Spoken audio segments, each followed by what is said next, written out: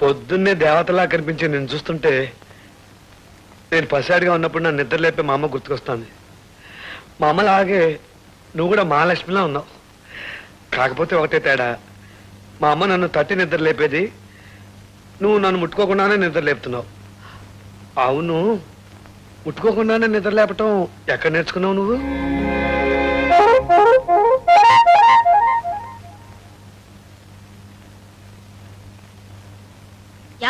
కోడల పిల్ల, నిన్ను ఎన్నిసార్లు పిలవాలి, ఎంత గట్టిగా పిలవాలి? పిలిచి పిలిచి నా నోరు పడిపోయిందనుకో. ముసలాయన తెల్లారుదామని పొలానికి వెళ్ళాడు. ఆయనకు పనేడుతో టిఫిన్ ఏమన్నా పంపించావా? మీ అబ్బాయి గారికి ఇప్పుడే కాఫీ ఇచ్చేస్తున్నానండి. ఇదిగో ఇప్పుడే పంపిస్తాను. ఆ కుంటి వెతవ కాఫీ కాస్త ఆలస్యమైనా పర్వాలేదు. ఆడికేం పని ఆ పాట. ముందు మా అల్లుడు గారిని లేపి కాఫీ ఇదిగో అమ్మాయిని లేపావు, దానికి పొద్దున్నే లేపితే కోపం వస్తుంది. వెళ్ళా. అలాగేనండి. అర్రే అన్ని నా పోలికలేనేవి. రామారా, రోజు పని మనిషి చేత్తో కాఫీ అందుకుని కర్మ కర్మ అని తిట్టుకుంటూ తాగేవాళ్ళం. ఇప్పటికి నీ చేత్తో తాగే అదృష్టం పట్టింది. ఓహా, మా ఆవిడ చూసావా గౌడికి ఎదురు ఎలా పడుకుని నిద్రపోతుందో? రోజులో ఎక్కువసేపు గురక పెట్టి నిద్రపోవటమే దాని జీవిత ధ్యేయం. ఇదిగో మా పెళ్ళైన మొదటి రోజున పాల గ్లాస్ పట్టుకుని నా గదిలోకి వచ్చింది. గ్లాస్ నా చేతికిచ్చి టపీమని కాలమే పడింది. నేను ఇంకా ఆశీర్వాదం కోసమేమో అనుకున్నాను. చూస్తే గురక పెట్టి నిద్రపోతోంది. సరే, పొద్దున్నే లేపి ఆ తెచ్చిన పాలు దాని చేతే తాగించాను. తాగింది, మళ్ళీ పడుకుంది. నీకో విషయం చెప్పనా? మీ ఆడవాళ్ళకి నెలలు నిండాక నెప్పులు వస్తాయి కదా, దీనికి అసలు నెప్పులే రాలేదు, నిద్దట్లోనే ప్రసవించింది. టోటల్ గా నేను నీకు చెప్పదలుచుకుంది ఏంటంటే, ఇక్కడ మనం ఏం చేసుకున్నా కూడా దానికి తెలియదు. ఏంటిది, తలుపులేమో బార్లా తెరిచిపెట్టారు, అమ్మవారి గుడిలాగా. మనుషులు చూస్తే ఒక్కరు కనిపించారు. ఎక్కడ తెచ్చారు? ఈ కుంటాడైనా ఇంట్లో పడి ఉండొచ్చు కదా. ఈడు షికార్కి వెళ్ళినట్టున్నాడు పెద్ద. అబ్బో, మా నిద్రమోహం స్నానం కూడా చేస్తుంది. ఎంత పెళ్ళమైనా ఒక్కసారి చూద్దాం.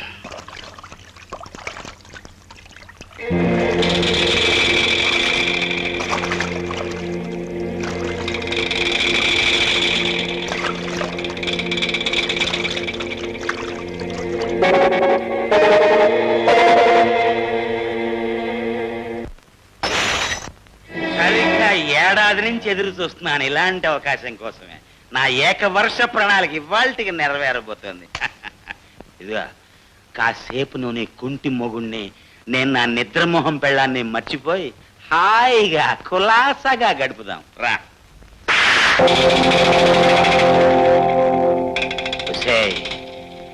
నీ బాబుకి ఎదురు కట్నం ఇప్పించి నీ కుంటాడితో పెళ్లి జరిపించింది ఎందుకు అనుకుంటున్నావే?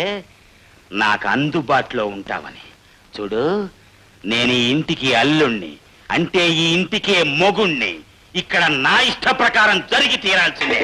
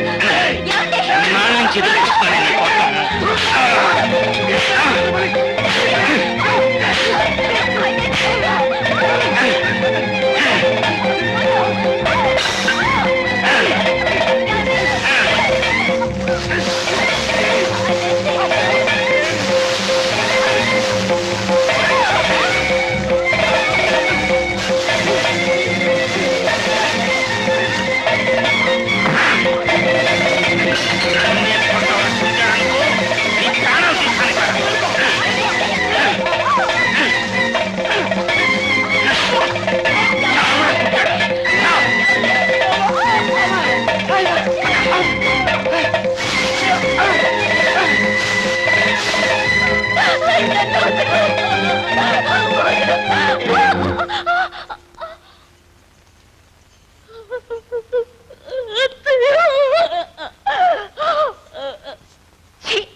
నువ్వొక మనిషివా?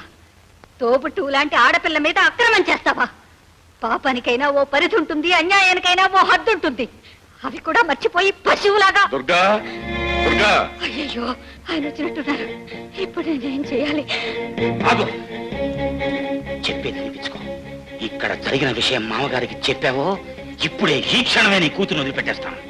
మీ అందరి బతుకులు నాశనం అయిపోతాయి. జాగ్రత్త.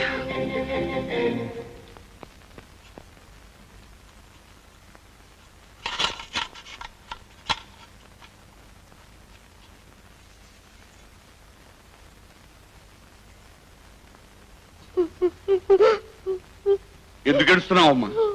ఏం జరిగింది?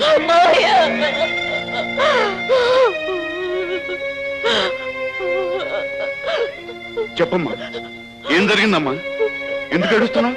మావయ్య, అతను నన్ను నారు నీవే బగలాడి ఏదో ప్లేట్ మార్చాలని చూస్తున్నా. మామయ్య, ఏడుపు ముఖంతో చెప్పే డ్రామా డైలాగుని నమ్మకండి. భోంచేద్దామని లోపలికి వస్తే అది నా చెయ్యి పట్టుకుని తన మీదకి లాక్కుంది. అబద్ధం, అంత అబద్ధం మావయ్య. అతను చెప్పే మాటలు నమ్మకండి. మావయ్య, నేను దేవుడి మీద ప్రమాణం చేసి చెప్తున్నాను. కావాలంటే గుళ్ళో దీపం కూడా ఆర్పుతాను. అవిటి వాడికి ఇచ్చి నన్ను కట్టబెట్టి నాకు ఏ సుఖం లేకుండా చేశారు. నువ్వైనా నన్ను సుఖపెట్టు అంటూ జలగలా పట్టుకుంది మావ నన్ను. అయ్యో, నువ్వు చేస్తుంది చాలా తప్పు పని. మా బావ నిన్ను దేవతలా చూసుకుంటున్నాడు. మా మామేమో నిన్ను కన్న కూతురులా చూసుకుంటున్నాడు. శుభ్రంగా తిని కూర్చోక ఇదేం పని అన్నాను. అప్పుడు తనేముందో తెలుసా? నా కడుపాకలు తీరుతోంది, బానే ఉంది, నా ఒంటాకలు తీరేది ఎలా కానీ సిగ్గు లజ్జ లేకుండా అడిగింది నన్ను. పోనీ నేను చెప్పే మాటల మీద నీకు నమ్మకం లేకపోతే మహాలక్ష్మి లాంటి అత్తయ్యని అడుగు మామ. మాట్లాడవేమే? ఏం జరిగిందో చెప్పు. లేదు మావయ్య, ఆవిడ అబద్ధం చెప్తుంది. నేను తనకేమి కానిదన్నని, నేనేమైపోయినా పర్వాలేదండి. ఆవిడ అబద్ధం చెప్తుంది. మీరు నమ్మకండి, మీరు నమ్మకండి.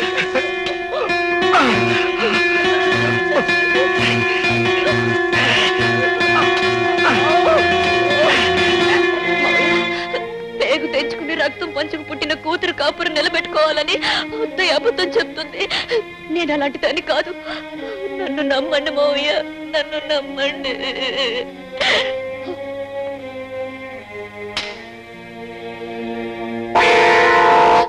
ఏమండి, ఏమండి, మీరంతా చూశారు కదా, చెప్పండి. మీరైనా జరిగిందేటో చెప్పండి. నేను తప్పు చేశానని వీళ్ళంతా అంటున్నారండి. మీరే నా మీద మచ్చపడకుండా కాపాడాలి. చెప్పండి, మాట్లాడండి. నాన్న చంద్రయ్య, ఇక్కడ జరిగిందంతా నువ్వు చూశావని ఆ అమ్మాయి చెప్తాను. అసలు విషయం ఏంటో నువ్వు చెప్పినా అంటే నీ బావు చెప్పింది నిజమేనన్నమాట. నిజంగానే ఈ దౌర్భాగ్యురాలు. ముందు దాన్ని ఇంట్లోంచి బయట పంపించే.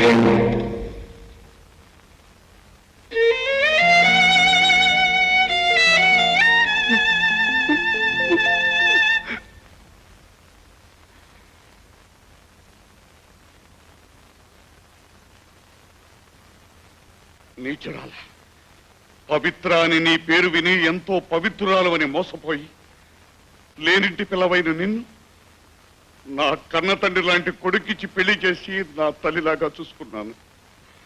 కళంకమైన నీ జీవితాన్ని మా ఇంట్లో గడుపుతూ మా అందరికీ కళంకం తీసుకురావద్దు. మెడబెట్టి బయటికంటే పరిస్థితి మాకు కల్పించకుండా తక్షణం ఇంట్లోంచి వెళ్తా.